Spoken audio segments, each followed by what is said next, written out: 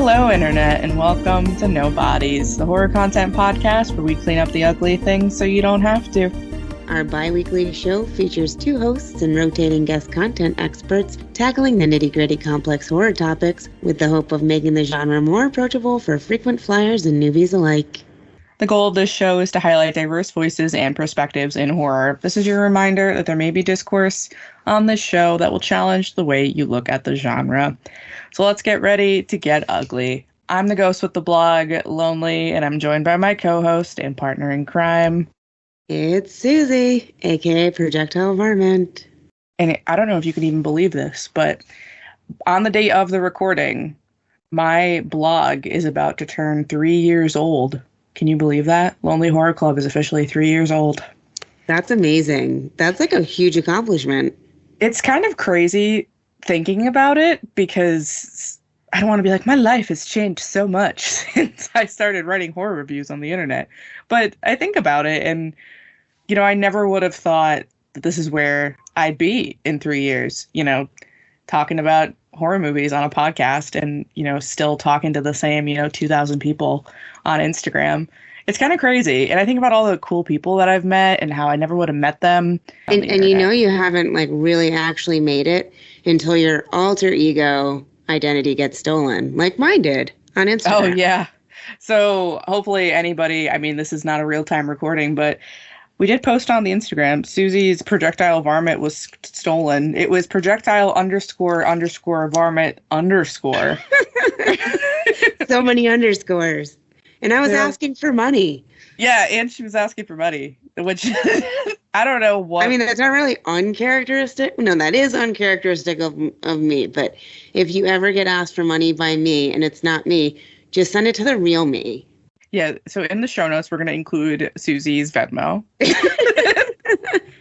But if you make it to the end of the episode, because this is going to be a fun one, well, we'll see. We'll see what happens. Because tonight, after months and months of kind of mulling over how the heck we're going to discuss remakes on this show, we have finally decided.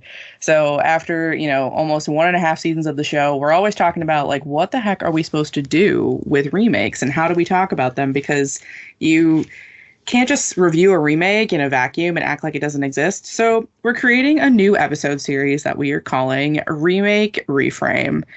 In this series, we're going to be comparing recent remakes to either their near or distant predecessors, and we'll be thinking about how the original holds up over time, comparing the films against each other, and ultimately deciding which one is the better version. And since we've received an abundance of people banging down our door to complain about a very notorious film not being in either of our top films of 2024, what better remake to christen this series with than none other than Robert Eggers' Nosferatu from 2024. So tonight we're going to be talking about the 1922, the 1978, and the recent 2024 version of Nosferatu. But before we get into an in-depth discussion on Bill Skarsgård's vampire schlong, let's hear from all of you. You know, because I'm so excited to talk about Nosferatu. But first, it's been a few episodes since we've actually had our Coroner's Report. And after 2 solo casts, Lonely, I bet you the listeners are getting super sick of hearing of you and me talking. So instead, we're going to highlight some voicemails we got. Because this year for Christmas, we received 2 gifts. 2 very special voicemails, and we wanted to play them for you and respond to them on air. So the first is from our pal Ian Urza from Land of the Creeps, who of course had some production facts and trademark deep cuts for our Shapeshifter episode. Let's see what Ian has for us. Hello to 2 of the best podcasters I know. This is Ian Urza calling in regards to the Shapeshifter episode. I actually think this is the first time I've ever called your voicemail line. I was intrigued by some of the films chosen, and I like that you guys didn't necessarily go the standard sort of sci-fi, alien type route with this. You guys tried to really find some deep cuts and things that I didn't expect. I'll definitely check out Justin McConnell's movie Life Changer at some point. That sounded interesting. I really like exploring movies and, specifically horror films from across the globe. So when you said You Won't Be Alone is actually I think you said a Macedonian film. That caught my attention. I'm like, oh, that could be the first Macedonian film I've watched, and it sounds interesting. As far as like the deep cuts go, there's one that I came across that is called Harbinger Down, and what makes that movie interesting is it's actually done by the effects team of Studio ADI, Alec Gillis and Tom Woodruff Jr. Alec Gillis got to direct it. They sort of famously did the effects for a lot of the later Alien films. The Harbinger Down is one I'm looking forward to giving a shot. It also stars Lance Henriksen, so maybe I'll call you guys back or let you know what I thought of that movie. It's awesome that you guys let people call in the show, and you guys, you ladies, I should be saying, you do a really good job with your selections and the deep cuts you guys can find, and how you work on the theme for your show all the time, like how you find a theme and the movies you choose based on what that theme is. I'm always intrigued by what you come up with. So, yeah, I'm always waiting to see what you choose next for a topic and the films you choose, because most of the time it's something I haven't seen or heard of, a lot of them. So, yeah. Well, the fact that Ian is like commenting and complimenting on our deep cuts just makes my heart smile, because that guy has seen everything. And it really does take a lot of time to just dig into like the corners of our brains and pull out these movies that we might have seen, for me, like 25 years ago. And I just have to say, every time we talk to Ian, it just makes me happy, because he's just the nicest person on the planet. Dude, I don't know if anybody else caught that. In the beginning of his voicemail, he said that we're two of the best podcasters he knows. I don't know how many podcasters he knows, but we're up there. We're up there on the best. Isn't he on another show? So yeah, do we outrank Greg? Probably just not. Kidding. No. Of course not. We would never outrank the veterans in the field, as they say. But our next voicemail is from one of our listeners who is always keeping me honest. If you follow us on Instagram, you might remember one of our listeners, Kanan, who gave us a call after our folklore episode last spring. In that recording, I mentioned a little film called The Mouse, Maus, and I absolutely failed at my explanation of European history. I am not a history buff. That's what my husband's for. So if you want to catch Kanan's explanation of the true facts behind the Bosnian War that is referenced in The Mouse, check out that reel. But tonight, Kanan has called in with some suggestions on our mushroom infection film pitch from our last episode on infections and epidemics. So let's hear what Kanan has for us. Hey there, Lonely. This is Kanan Alabegovich. I just got finished listening to y'all's new episode, the one about infections. One of your comments caught me at the end about you wishing that there was a movie about something with like low-income housing and there being some sort of like fungal infestation. It's not quite the same thing, but along the lines of the fungal infestation, I would recommend considering the horror movie Gaia, Gaia, in 2021. It's a quasi-zombie movie. It's not focused on the infection part, but it does have a very interesting view on how essentially humans have been like polluting the world and something that may be trying to come back to get at us. So if that sounds interesting, please take a look. I liked it overall. I gave it about a 7.5 out of 10. Thanks for everything y'all do. Bye.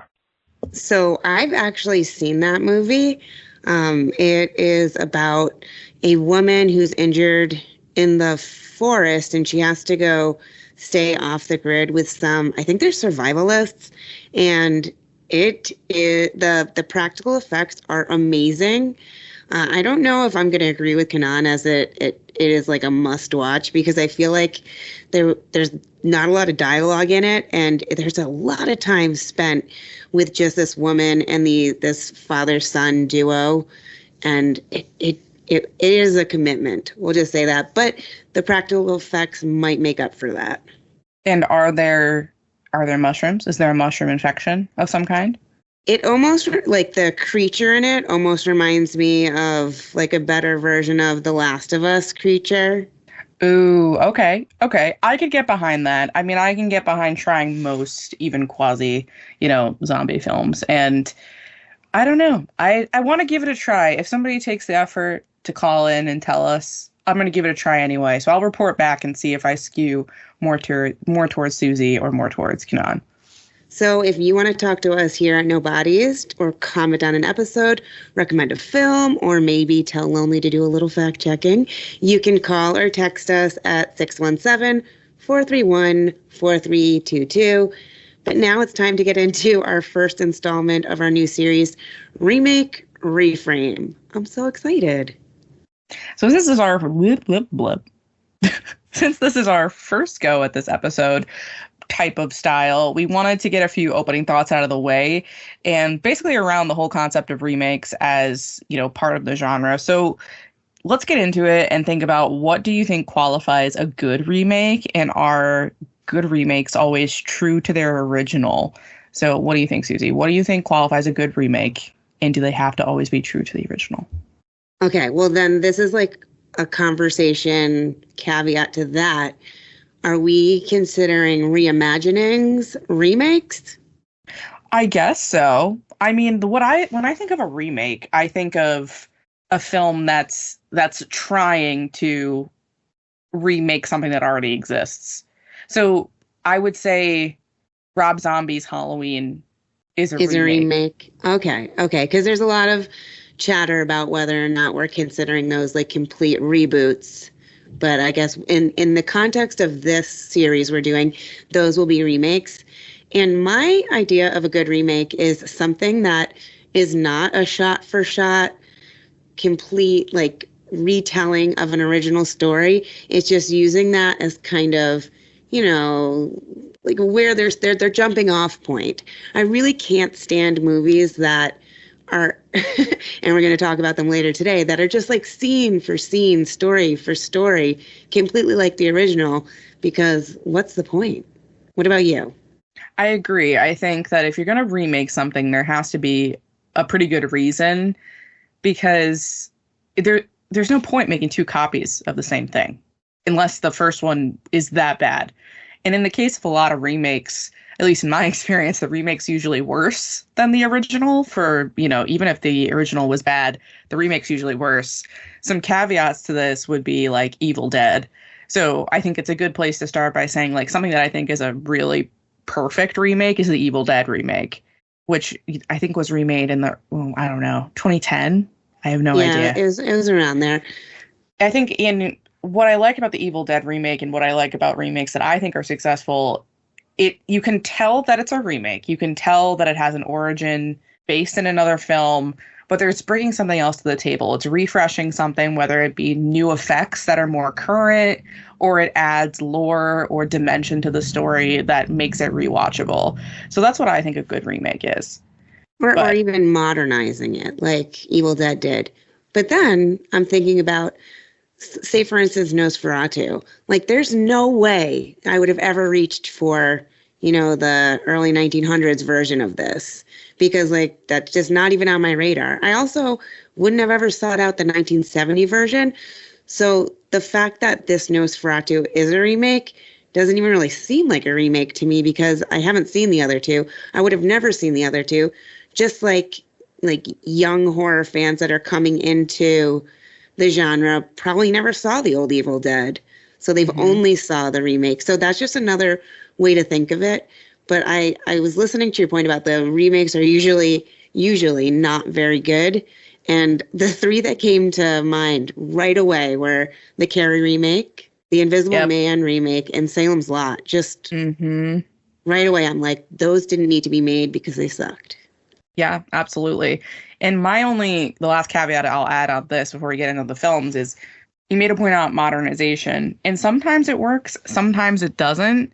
I think the modernization in Evil Dead was just enough to stay current without straying too far into something that's time bound. Like, I think where some modern horror films fall like prey to things is that they make it so firmly set in the time that it's happening. Like the movie Countdown, where everything is on those smartphones, and then, 2 years later they came out with a new smartphone, and no smartphones look like that anymore. It just makes the film really hokey. And I think the only thing with remakes leaning into modernization is you get a little bit into that sometimes. But that's not the case with Nosferatu. Before we go on, though, I just, one came to mind that, like, isn't modernized. Nothing's changed about it. And it's also a really terrible one. The remake of Flatliners. Like, that remake did not need to be made. But sorry. Yes, we are not here to talk about terrible remakes, or maybe we are. I guess you'll have to wait and see. What are we talking about tonight? Yeah, so to guide our conversation, we're going to try to discuss our general thoughts on each film and then go into some specific criteria on the original source material and then the remakes. So for the original, some of the criteria we're going to be thinking about are, has this film aged well over time? Has it withstood the test of time? And did we think it even needed to be remade in the first place? What was one thing from the original source material you would have kept or wanted to see stay the same or stay true in the remakes? And what is one thing from the original you think should have changed? This is super cool because as we think about films that are incredibly old, like the Nosferatu original, we see, different pitfalls about gender roles, bias, racism coming up. So those are things that we ideally should see changed in the new remakes, but we will see. And for the remakes, some of the things we're going to be considering are how true was the remake to the original, for better or for worse? And what are some items in the film that were kept the same or changed that stood out, again, for better or for worse? So was there something that was changed in the remake that made the film stronger, or was there something changed that made it worse? And do we think it was a successful remake at all? Finally, at the end of the whole discussion, we will decide which of the three films we think is the strongest film overall. So enough about all of this back and forth, all this talk about remakes. Let us talk about the man, the myth, the legend himself. Let us talk about Nosferatu. Nosferatu.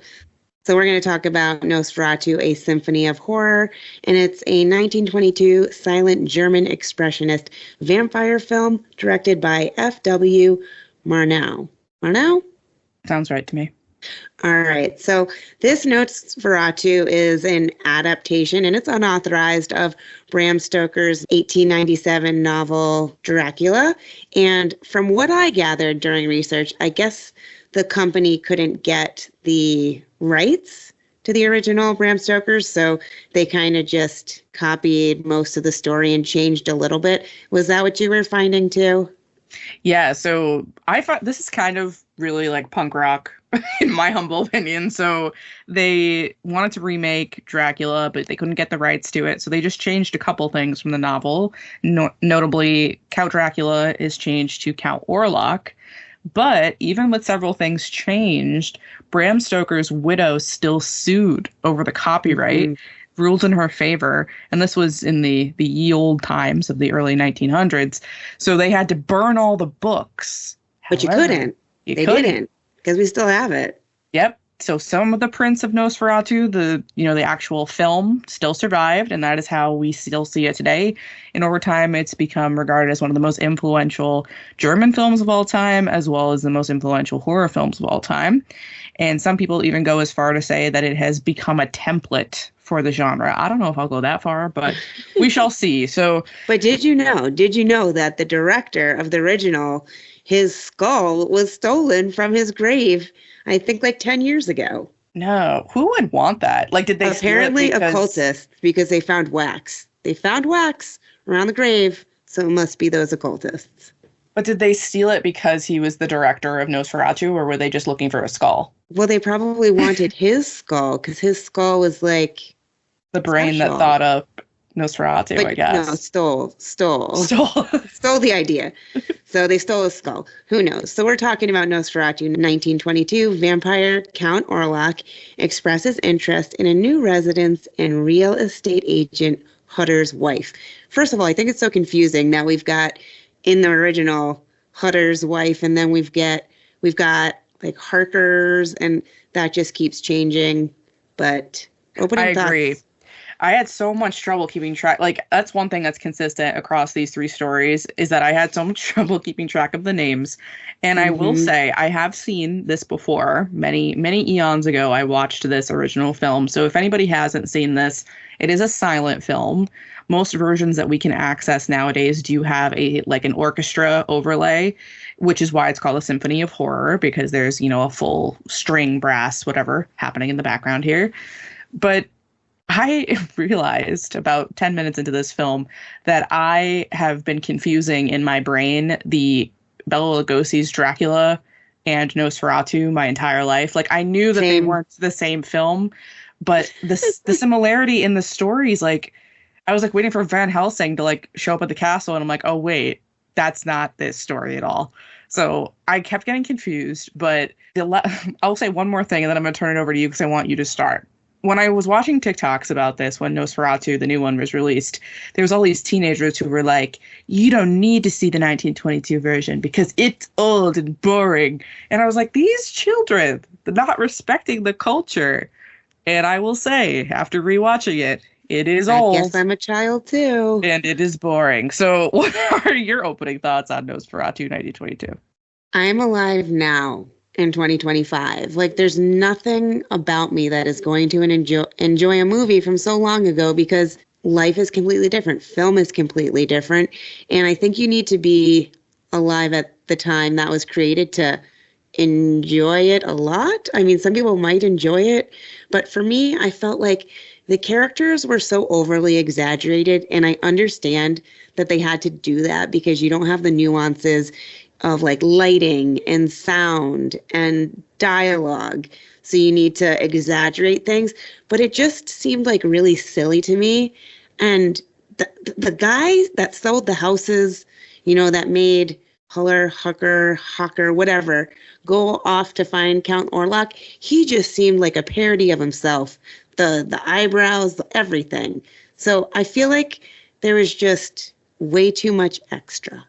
I agree. Some of the notes that I wrote were that I felt like it was very slow, but I couldn't tell if it was just because there was no words. And I don't know, this might expose my habits too much on the internet, but I'm often multitasking while I'm watching films or even like physically writing notes while I'm watching films. So the fact that I had to keep my eyes on the screen where I'd miss like the cue card of what the dialogue was like very, I was missing things and I keep having to rewind because I was like looking away from the screen. And I agree. But did you even need that? Like, I feel like they just showed things for so long that you're like, I get it. I get it. And I felt, so you mentioned that it seemed very like silly and like humorous at times. I agree. It felt somewhat comedic, but I don't know if it's because they have to do sort of that overacting because they have nothing else to rely on. Like we're relying heavily on their facial expressions, their movements, and they have to over exaggerate them to make sure they're totally clear. And the other thing I will add, I noticed this when the cue cards were up for the text. Maybe I'm a fast reader. I don't know. I'm a fast reader. I was thinking the same thing. I'm like, these are here for a while. And I fast forward 15 seconds. It's like there was one sentence and we'd be sitting there for quite some time reading the screen. But let's talk about Nosferatu in this film. Count Orlok, our BFF, the man of the hour. Do you think, what are your kind of thoughts on how the monster was portrayed? Like the makeup, the costuming. What are your thoughts on the classic Count Orlok? I think the classic Count Orlok was awesome. It was like simple but effective. The makeup, you didn't see like any lines. He looked dead, Orlok-y, vampire-y, and the way they used the light and the dark, especially that scene when Hutter's opening the door and first seeing him at night and he's just standing there in like just a little bit of light. That was good. That was really good. The scenes where they get really up close, though, it kind of looked like somebody, dressing up as a vampire. I think the camera being farther away really helped. But what did you think of how Orlok was? I love the original Count Orlok. I think to this day, I think he's pretty scary, the original. His kind of, what I like about the original Count Orlok is sort of that rigidity he has to him. Like, he does not move very human at all. And I think that adds to that weird eeriness about him and appeals to how ancient of a being he is. And as somebody who has obnoxiously long acrylic nails at all times, I was also ranking the nails of the three Orloks. And these are probably a strong 2. I really like the hands on this Count Orlok. They're very spindly and interesting and like very monster. And what we're going to see as we move through the next 2 remakes is that how much Count Orlok resembles a monster versus a human does change over time. So I think the original Count Orlok is really iconic, obviously has inspired so much media that's come after. I mean, Salem's Lot is like a carbon copy if you think about the main vampire in Salem's Lot. But do you think that this film needed to be remade?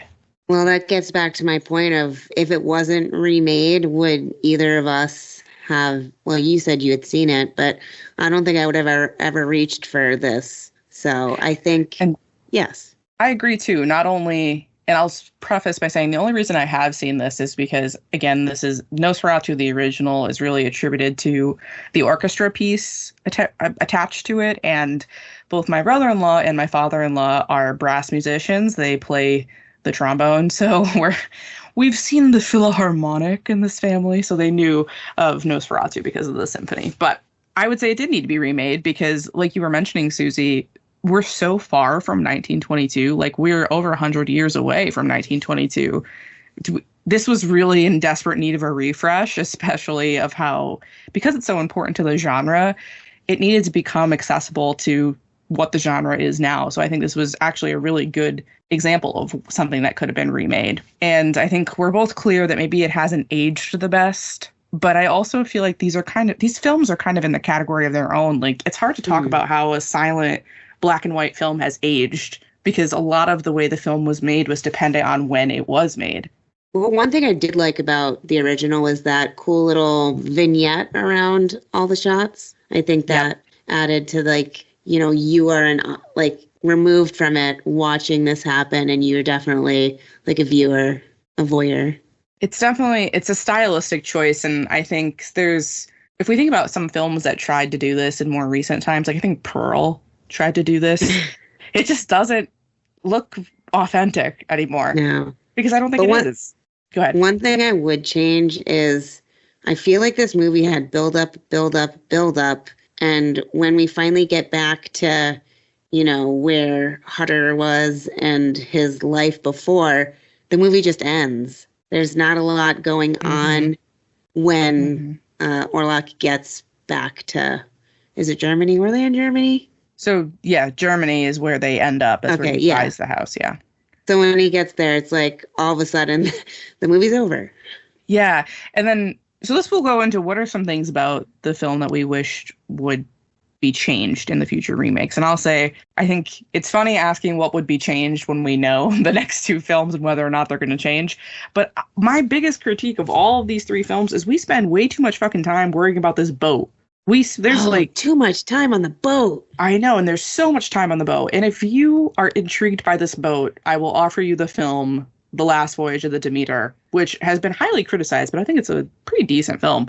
The Last Voyage of the Demeter, you can spend 3 hours on that goddamn boat. We don't need to spend any more time on the boat in these three movies. So that was one thing I was hoping would be like edited or changed, was the amount of time we spent with the coffins on the boat, because it was so long. That was one thing. I think they worked on that in the most recent version. But 1978, Nosferatu the Vampire, we spent a lot of time on that fucking boat again.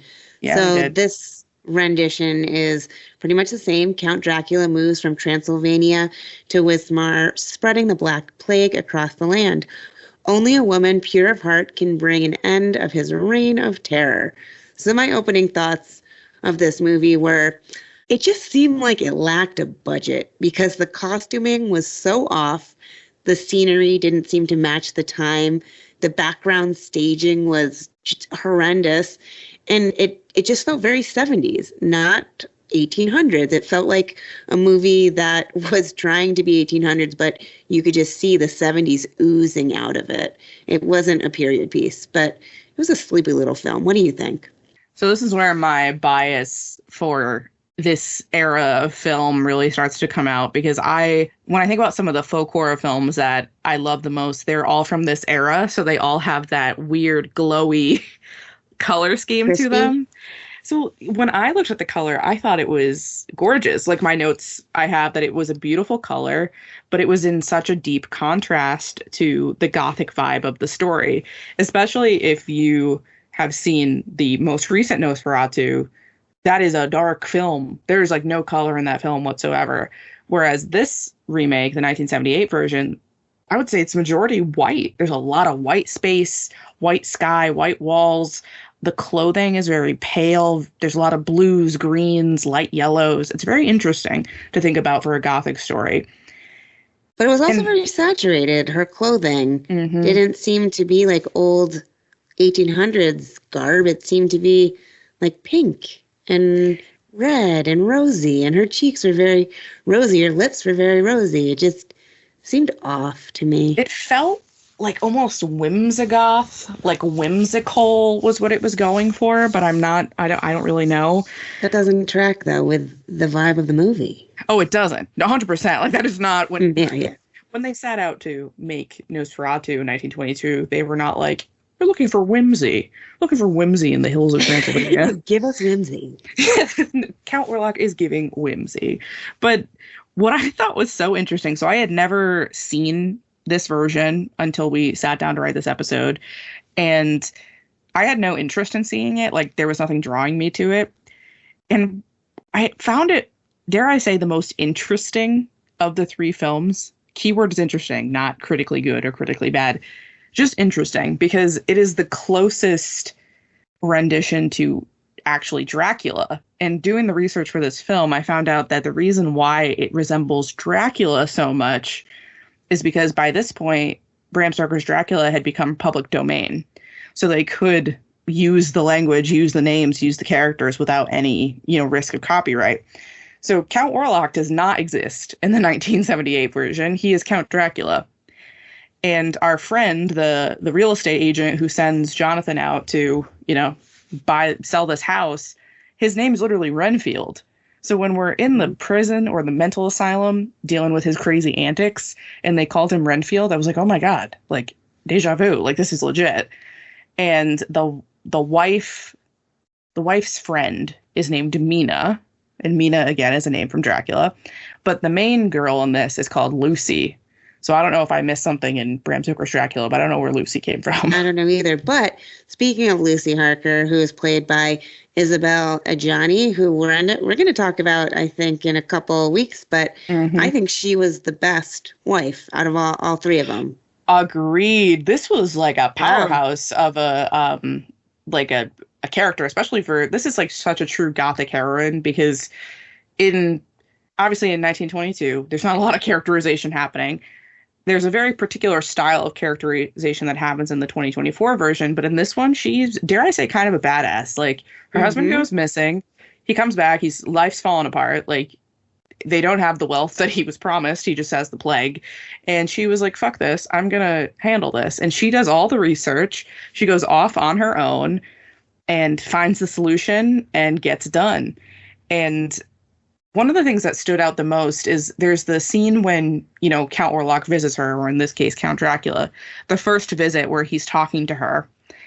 She really holds her own. Like, a vampire sure did just come through her freaking window, and she was like, no, I don't want anything to do with you. Like, you should get out of my house. And I was like, oh, very interesting. Which is very different than the most recent one.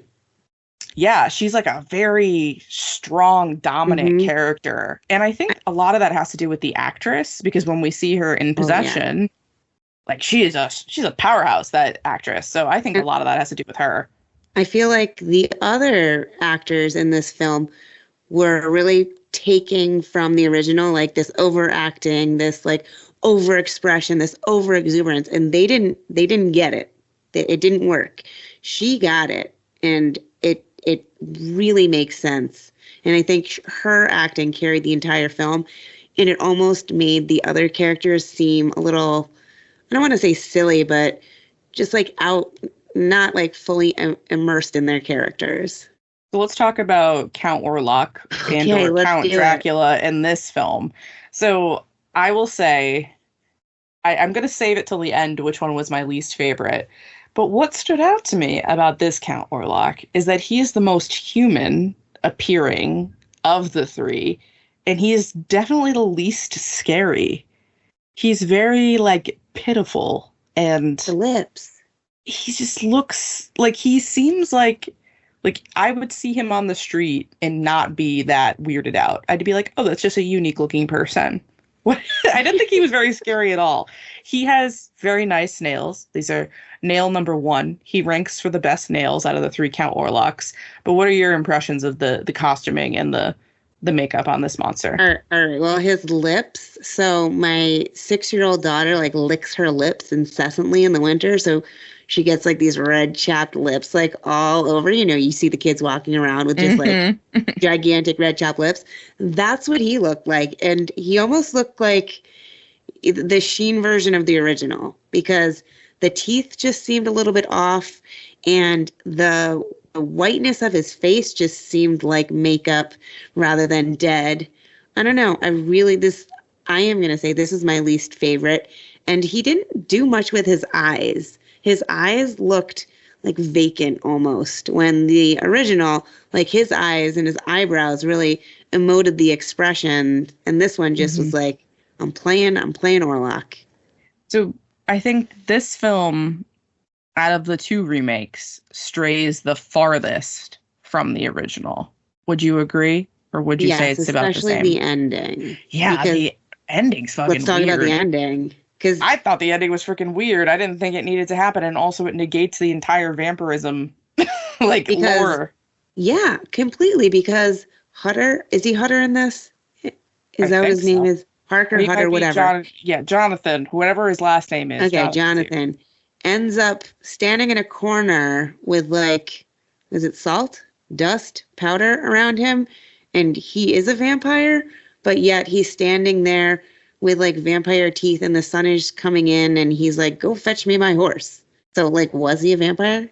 And then he goes off into the distance. In the sun. In the sun. So is he like a weird vampire? Maybe he hasn't fully turned yet? I don't know. They didn't fully explain that. So if you know, please let us know, because I'm confused. But the ending was a lot like the original, where we've got Lucy who takes one for the team and seduces Orlok Dracula, and she dies, and then he disappears. I thought his disappearance death was like kind of, he just like fell down on the floor, but he didn't disappear. Nothing happened to him. Yeah. He just like fell asleep. So it was very unclear. Yeah. And very like, I was nonplussed. Yeah. Is that a word? It is, yes. So I have a couple points as we are now at the midway point of our Count Orlok kind of discussion here. So, well, one thing I want to tell you is I pulled this fact for you, this fun fact that I knew that you would appreciate. Well, actually, you're going to be disgusted by it, but I was like, Suzie needs to know this. So the director of Nosferatu, I'm calling it the Vampyre because of the way it's spelled, Nosferatu the Vampyre, had 12,000 white rats shipped from Hungary to the Netherlands for this film, where he then had all of the rats dyed gray, but in the process, it ended up killing half of the rats outright. Oh, yeah, my husband was telling me about this. Yeah, and I was like, Suzie needs to know about this, because Suzie's a big supporter of not doing any animal cruelty in films, as am I, but Suzie more importantly. So, and then when I was watching this film, before I knew about the rats being dyed gray, I literally looked at these and I'm like, wow, that's a lot of white rats in this film. So I was like, this is... They had advocates. The dyeing did not work.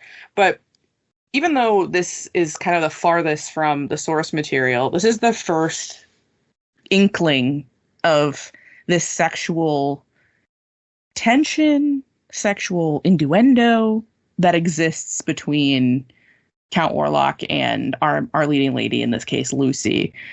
This is the first time we kind of see that sexual, romantic anything kind of appearing. Our leading lady in this film firmly shuts it down. Firmly. She like whips out her silver cross necklace and is like, absolutely the fuck not. But that changes very quickly in the next remake. And something that is the same in this film compared to the original is that, like we talked about, there's a lot of time on this freaking boat. And we also spend like 7 minutes walking up the mountain to Count Orlok's castle. There's much time. I know, there's a waterfall, there's fog. It's like a scenic drive up the freaking mountain. So that stayed from the original, and it could have definitely done without. But the one thing that I really value in these two films, and it disappears in the most recent remake, is Nosferatu running around carrying his own coffin. That is hilarious to me, especially in the first one where it's like... He's really strong. He's really strong. The little stop motion where he's like running. Yeah. Like, that's me getting my coffee in the morning in the polar vortex. Or just running with my trench coat like through the streets of Boston. That is hilarious. And in this one, he also carries his own coffin. And more importantly, he carries his own coffin to the finale of the film, which I think is fucking hilarious. He's literally like walking to his death, like carrying his coffin down the street. Just so funny. But that disappears in our most recent remake. So are we ready to talk about the film of the hour? I wonder which one of us is going to ruffle the feathers. Why don't you start us off? Well, I mean, if you know my track record, me and Robert Eggers are like 1-for-1 right now. So, well, this may be the tiebreaker. Nosferatu 2024 is a gothic tale of obsession between a haunted young woman and a terrifying vampire infatuated with her, causing untold horror in its wake. That's a strange way to say that. Untold horror in its wake. But this is honestly, one thing I will give this film is that it has really crushed at the cinema. Like, so many people went to go see this. Even I saw this a couple weeks after it came out, and the theater was absolutely packed. Like, there was not an empty seat in the theater, which I thought was really cool. I think Robert Eggers brings a lot of people out, too. But did anybody go back to see it a second time? I mean, I'm in Boston. Other than Billy and Ian. I mean, I know people who saw... Okay, let's get this out of the way. People fucking loved this film. People really, really did. I was somewhat disappointed. I thought Bram Stoker's Dracula from the 90s was better. Was much better. Tell me why. I don't disagree with you, but tell me why. I feel like in this version, it was almost like you are telling The Lighthouse, but as Nosferatu. The shots, so similar. The monologues that these characters go on, so similar. The attention to detail in the scenes was just like The Lighthouse.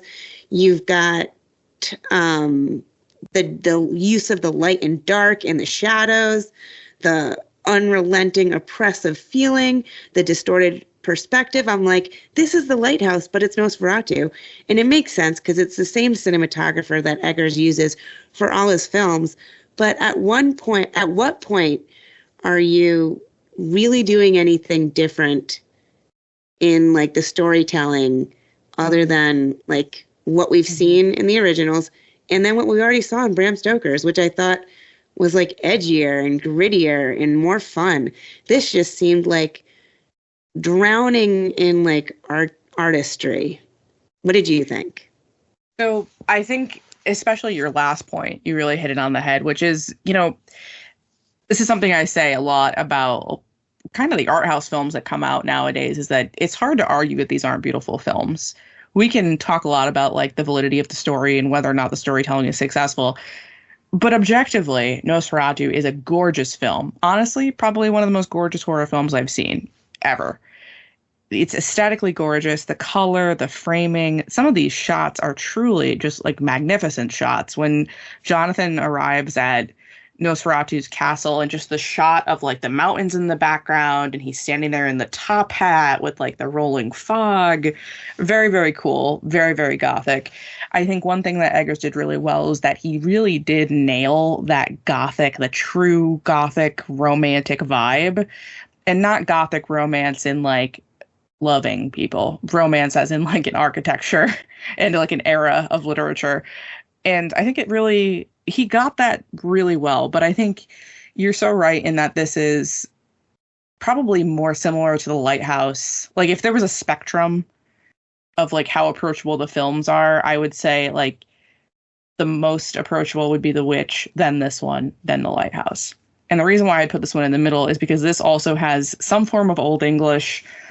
I don't know what form of Old English it is, but I struggle so much understanding what the hell these people are saying without subtitles. Mm-hmm. And it's definitely something that I have to rewatch multiple times to kind of understand what's going on. And then when you have the storytelling that Eggers does, which is like this blended, like, is it a dream? Is it a hallucination? What's real life? And then you have monologues. I'm like, I don't know what the hell these people are saying sometimes. So that's one of the things that I think really impacted my viewing experience of it and kind of like took me out of it was I struggled to understand like the whole dialogue that was going back and forth. And there was a lot of dialogue.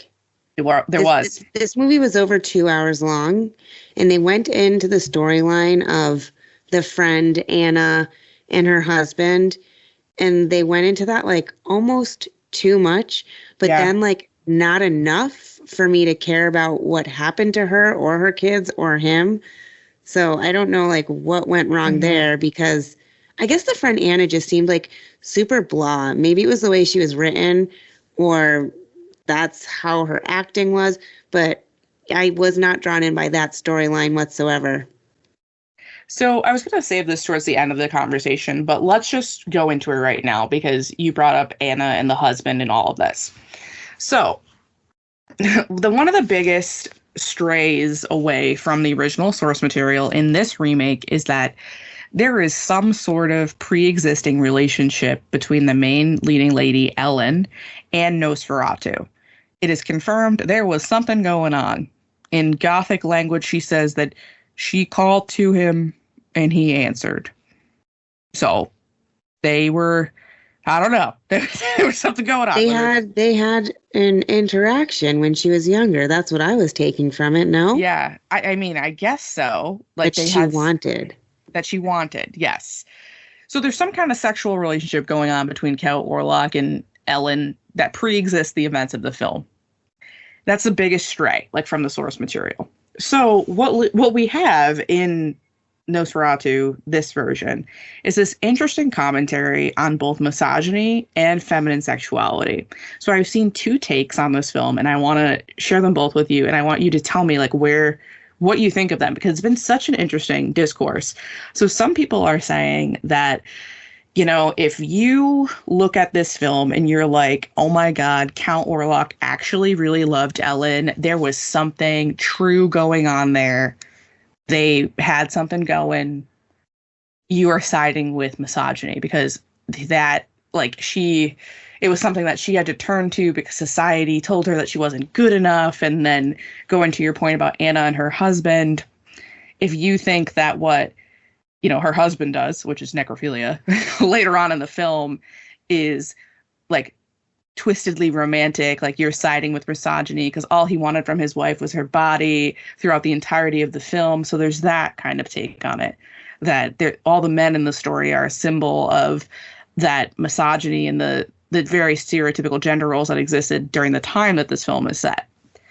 Then we have this other side, which is the Gothic romance side, which is the vampire symbolizes the dark, untapped, kind of wild sexuality that has been repressed all this time, and that there's nothing logistically or morally or ethically wrong with saying that you as a viewer side with Count Orlok or feel that he is like sexually like alluring or that relationship is healthy because he is symbolizing the sexuality that is untapped. So before I say where I side, did you see either of those two allegories in the film? And do you think there's like weight to either of them or both of them?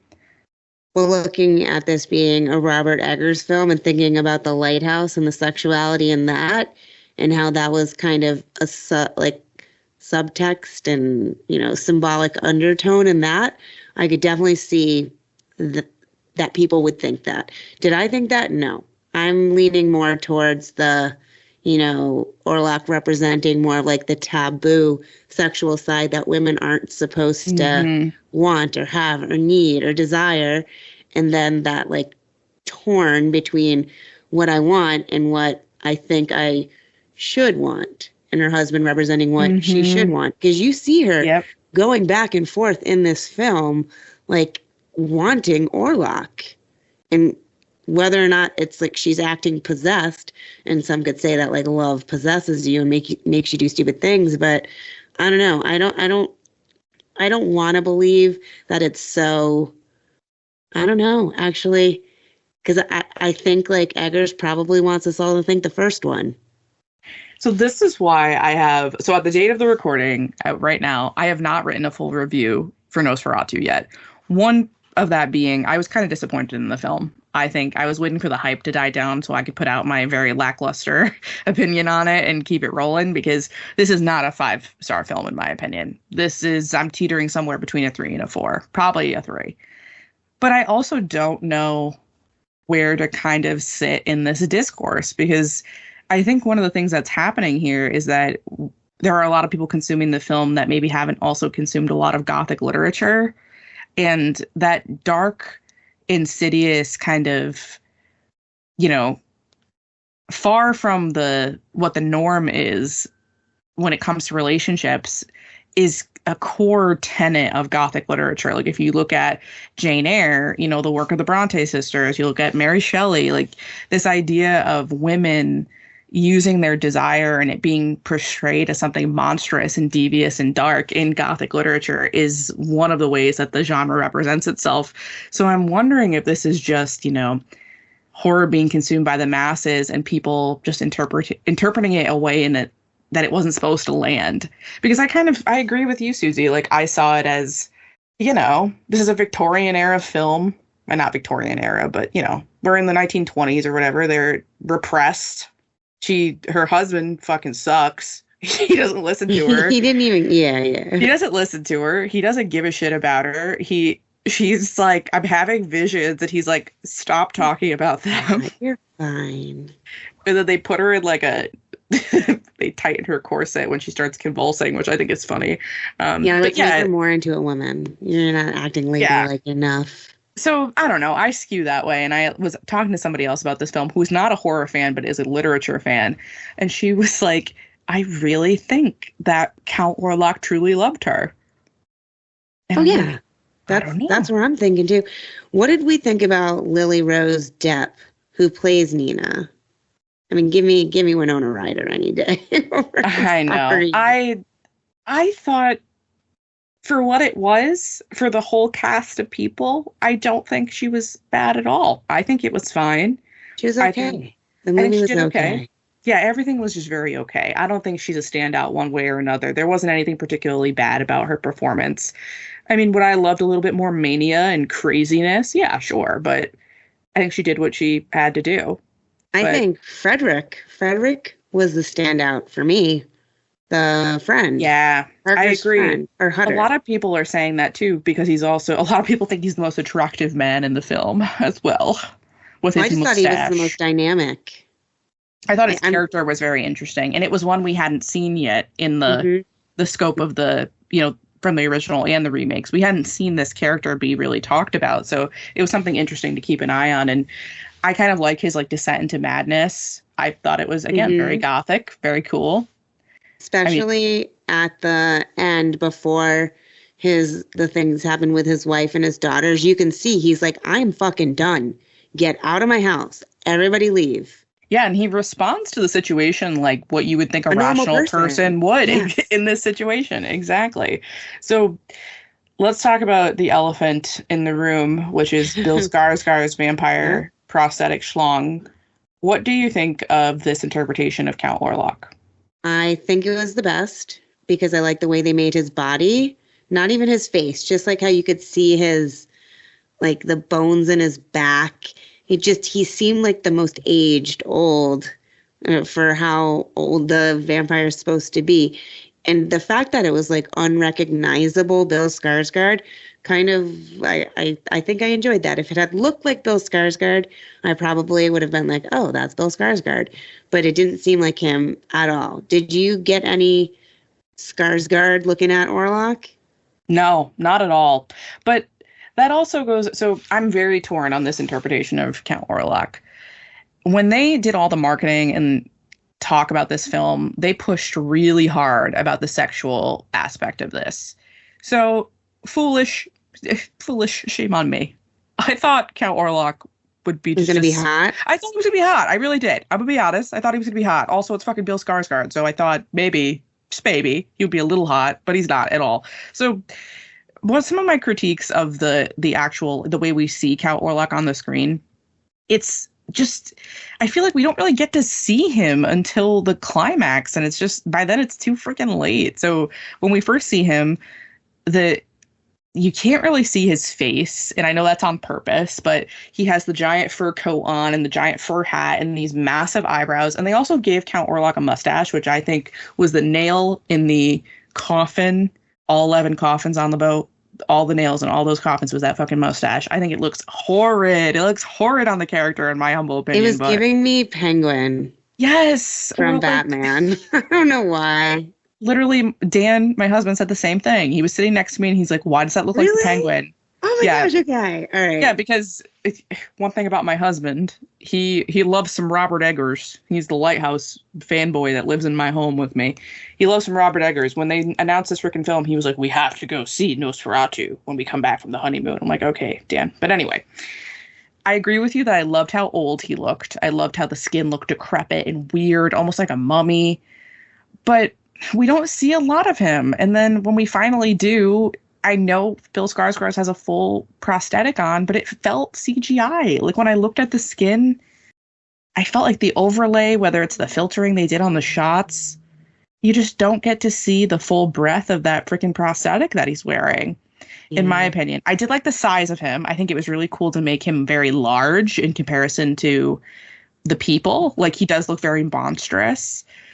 And the only thing I'll say to my own point about me hoping he would be hot, if we're skewing into this dark romance side, then the fact that he's not conventionally attractive and he is very monstrous leans into that like sexual deviance and that whole thing about like untapped sexual, power and all of that. That the fact that, women have the power to choose whoever they want to sleep with, whether it be a monstrous vampire in a fur coat or otherwise.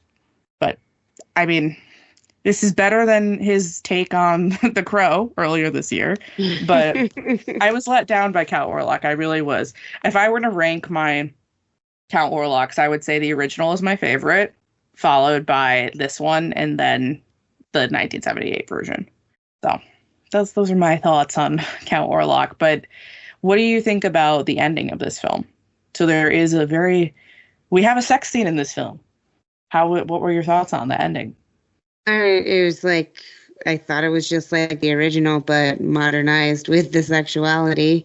I mean, it was pretty scene for scene like the original. Yeah, there were a lot of scene for scenes in this, especially compared to the 1922 version. There are direct shots, especially in the first quarter of the film where Jonathan's going up to the castle. A lot of those are frame by frame, honestly, from the original. Mm-hmm. How do you feel about Orlok's, Bill Skarsgård's take on Orlok's accent and voice in this film? Oh, I don't know if I liked that. It's becoming such a meme. Really? Yeah, people are making so much fun of it on the internet. And especially the scene where he's like, I will come back for 3 nights. So there's like a TikTok where they're like, I will visit you 3 nights. This is the first one. In case I wasn't clear. And I'm like, oh my God. I just wanted more. You can't even tell it's Skarsgård. And I think one of the best parts of Skarsgård as a monster actor, as one of these iconic. He can do so much with his face. I know. And you can see him in Pennywise, I think, as his most iconic monster. You can tell that's Skarsgård behind there. You know what we haven't talked about yet? William Dafoe in this movie and that storyline. I didn't want to talk about Willem. I don't want to. Willem, but proceed. Willem. That wasn't in the original, was it? It was just like a little tidbit and a little tidbit in the second one. The professor. Yeah, and they really leaned into it in this, and they could have shaved off probably 20 minutes of this movie by just not having that in there. This reminds me of how Helena Bonham Carter was in all of Tim Burton's movies for 20 years. Yeah. Willem Dafoe is just Robert Eggers' love child right now, so he's just going to be in everything. And please don't come for me in the comments. Willem Dafoe has done his duty. He's a great character actor. I'm not commenting on his prowess. I'm just saying he didn't need to be in this movie, and especially the whole storyline didn't need to be there. No, and it was just so who was he even supposed to be? Who was he supposed to be to Ellen is what got me, because at the 3/4 mark, where this one differs from the 1978 version, where we have Lucy/Ellen in 1978, she's like the hero. She figures it out. She's like, I have to kill the vampire and sacrifice myself, and she does it. Whereas in this version, Willem Dafoe, the hero. Yeah, he's the hero, and then he steals her cat at the end. Asshole. And he steals her glory because, she stopped that. He just maybe helped a little. And Willem Dafoe has this strange resting smile on his face just generally. So literally, Ellen fucking dies like under Nosferatu's like mummified corpse. And Jonathan comes in and he's just, she did the best thing for the country, She saved everybody. The Black Plague's gone. Why do you sound like Trump? Just the way you said Because all white men sound like that. Any white man over the age of 65 all sound the same in my brain. Add that to the list of reasons why I can't run for office. I can't even do a William Dafoe impression then. Because I can't. You're like, no, I'm refusing. I'm refusing to do a Willem Dafoe impression on the mic. Let's get down to it. Was this a successful remake, in your opinion? That's really, really tough. And I know that's the one question that we should have been prepared to answer. And I don't know if I'm prepared to answer it because I would say, yeah, you know what? It probably is commercially. And in terms of the general audience, this was pretty successful remake. I think people will be able to access the story of Count Orlok and Nosferatu a lot easier in this film than they did in 1978. This is not, I don't know if I prefer this one to 1978. I don't know. I really don't know. Do you think it was a successful remake? I just want to know what this remake gave us that Bram Stoker's Dracula didn't give us. Well, like, I know this isn't a remake of because that. It's not Dracula, though. But like, then I don't think we needed this. I don't think we needed this film because instead we had that one. And this Nosferatu is pretty much the same story because, they had access. The rights are open to everybody. Mm-hmm. So they did include a lot more of the original Dracula story, especially what was going on in the castle. Mm-hmm. You make such a good point, though. I don't think we need it. So when we think about, the remakes and the fact that this is like some twisted, like stolen version of Dracula, you make such a good point. Like, do any of these remakes need to exist alongside Dracula? Because, we could continue. There's several Dracula remakes as well. You could say, like, did the 1922 Nosferatu need to exist when Bela Lugosi's Dracula exists later on anyway? Such an interesting commentary. Listeners, let us know, like, where do you think that Dracula and Nosferatu is just one bucket? Like what came first, the chicken or the egg? Orlok or Dracula? Where does the film chicken begin? Because I think that's a mystery. It's a bit of a Pandora's box. But out of the three films that we talked about tonight, which one do you think is the better film? But I just feel like it's always going to be the more recent one for me when there's these huge gaps of time between them. Because, I don't know, I enjoy what we can do with cinematography, what we can do with camera angles, what we can do with makeup and lighting and nuances. So I'm always going to like the newest version if there's been like 30, 40 years between. But I have a feeling you're leaning into that 70s version. Mm-hmm. What do you say? I would say 1978, Nosferatu, the Vampyre, is the strongest. And I think because it has a stronger storytelling style, I think it's a little bit more accessible in terms of the script than the newer version. I think for 1978, it's very, like you said, Suzie, it's very stylistic for 1978. So if you don't love that aesthetic, then you're not going to love the way this film looks. But if we're comparing aesthetics, like which film performs better aesthetically, like you can put 2024 and 1978 alongside each other because for their time, they're beautiful films. So I'm going to say 1978. There are some strays away from the source material that I think are a little wonky, but I think it's creative. I think it's interesting. And I don't know, maybe the 2024 version will grow on me, but I think the hype is just really kind of clouding my judgment right now. That I just, you know how I feel when a film boy crew really loves this film. It just automatically gives me the ick. It's just how I feel. I want to know why. Like, just tell us why you love it. Call in, leave us a voicemail. Oh, careful. They're going to tell us how we don't understand Robert Eggers and how we're just not smart enough. We just don't get it. How did he do anything different? He didn't. Okay. He didn't. He didn't. You know what? This should have been, hear me out. What's the remake that you would, if you were to remake Nosferatu again, what would you change, if anything? I would definitely leave out the professor. Less time on the boat, less time in the castle, because that castle, he was there for a while. Took a long time. And I maybe would have leaned more into the storyline with the other family, with her friend and the husband, and more about the kids. We needed to see the kids more for that, like those deaths to really be impactful. What would you change? Well, I would want this to be written, directed, and led by a woman. I want the gothic story about women's sexuality to be written and led by a woman. I think that would be a great freaking place to start. So, I think that giving this a femme lens would just really make a difference in the way the storytelling is done, because it's been stereotypically told by men for the last 100 years. I think that would be a great place to start. And you know what? Nosferatu is supposed to be scary. I think Bill Skarsgård and the 2024 remake did really try to push the horror. It did try to make it scary. But this could... I mean, they killed 2 kids on screen. They did. That's pretty...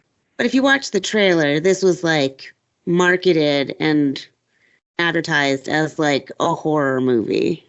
Yeah, and it doesn't skew deeply into horror. Like, it has the R rating for nudity and sex. It doesn't have the R rating because of the violence on screen. Which brings me to my point. We should have more freaking violence and blood.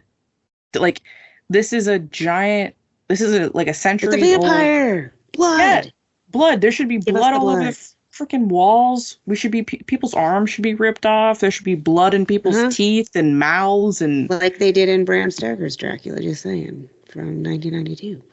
Or the Lost Boys, There was more blood in the freaking Lost Boys. Freaking Twilight has more blood than this. This needs to be more violent and more darker and scarier, because this movie was not scary. And I would say that rings pretty true throughout the entire Nosferatu kind of lineage. There are scary moments, but... They're dramas. Dramas with elements of scare. Absolutely. So we need a woman to remake Nosferatu again with no boat and more blood. That's our final opinion on the film. And make sure the rats are treated with kindness and empathy. The good news is Willem Dafoe loved the rats on set. There are several videos of him with the rats and how much he loved working with them. So if we can give Robert Eggers anything, we can say thank you for your good treatment of Willem Dafoe and the rats. But that brings us to the close of our first ever Remake Reframe. So we were planning on making this a reoccurring series throughout the show. If you liked this idea, you have a suggestion for another one, give us a call. Let us know what you thought. Unless you thought it sucked, then don't call in and don't tell us that, because we don't take criticism very well. But until next time, where can the listeners find you, Suzie? You can find me on Filmstagram at Projectile __ Varmint, but with no other underscore after that. And Lonely, where can the listeners find you? You can find my horror reviews and rants for Lonely Souls over on Instagram at Lonely Horror Club. I try to post reviews at least once a week and cause problems on Filmstagram whenever possible.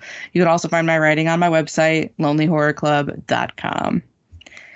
Thank you, dear internet, for tuning into episode 48 of No Bodies. As always, sources, additional reading, and all of that fun stuff will be in our show notes. Call us. If you want to leave us a message, give us a call at 617-431-4322. Remember to be nice, because we might just play your voicemail on the air. Keep up with our antics on Instagram at Nobody's Horror Podcast. The Corners Report will be returning very soon, so remember to comment, share, or interact with any Corners Report post on our socials to be featured in an upcoming episode. And last but not least, we would love if you could like, subscribe, or leave a review wherever you get your podcasts.